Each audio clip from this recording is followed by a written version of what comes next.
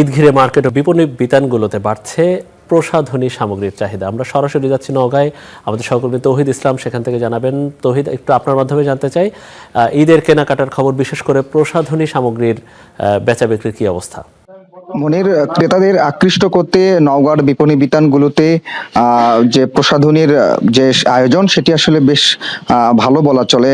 যারা ব্যবসায়ীরা রয়েছেন তারা আসলে বলছিলেন যে এবছর দেশীয় কিছু পণ্যের পাশাপাশি বিদেশি যেসব প্রসাধনী রয়েছে সেগুলো আসলে তারা তুলেছেন দোকানগুলোতে, যাতে করে তারা ক্রেতাদের আকৃষ্ট করতে পারে। এবং এখন পর্যন্ত আসলে সে অর্থেই ঈদ কেন্দ্রিক যে ক্রেতাদের যে ব্যস্ততা এই বিতানগুলোতে সেই অর্থে এখন পর্যন্ত কিন্তু আমরা ভিড় দেখিনি।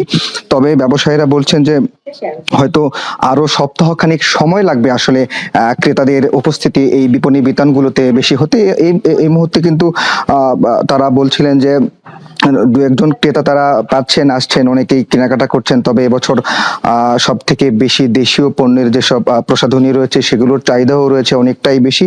বিগত বছরগুলোতে যেমন আমরা দেখছিলাম যে বিদেশি যে প্রসাধনীগুলো রয়েছে, যে কসমেটিক্স আইটেমগুলো রয়েছে, সেগুলোর চাহিদা তুলনামূলক অনেক বেশি থাকতো। সেই জায়গা থেকে এবছর আসলে দেশীয় জাতের যেসব পণ্য রয়েছে, কসমেটিক্স আইটেম, সেগুলো কিন্তু ব্যাপকভাবে চাহিদা রয়েছে ক্রেতাদের। আমরা এই মুহূর্তে আছি নওগাঁর সব থেকে বড় shopping mall, police shopping mall, এবং এখানে আসার পরে আমরা যেটি দেখলাম যে ক্রেতা শূন্যই বলা চলে। আরো আমরা এই মুহূর্তে কথা বলতে চাই, আমাদের সঙ্গে আছেন এই শপিং মলের ম্যানেজার।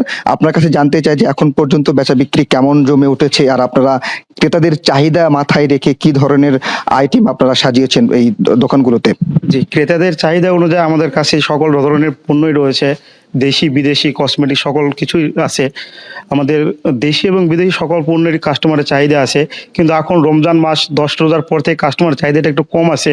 হয়তোবা সামনের দিনে কাস্টমারের চাহিদাটা বাড়বে। কাস্টমারের চাহিদার উপর নির্ভর করে আমরা সকল পণ্যই রেখেছি।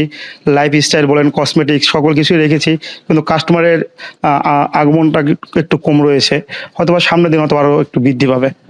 ধন্যবাদ আপনাকে। এবং আমরা শুনছিলাম যে এখানকার যিনি ম্যানেজার রয়েছে তিনি আসলে বলছিলেন যে যেহেতু 10 রমজান চলছে, এখনো সেই অর্থে আসলে ক্রেতাদের আগমন বিতানগুলোতে জমে ওঠেনি।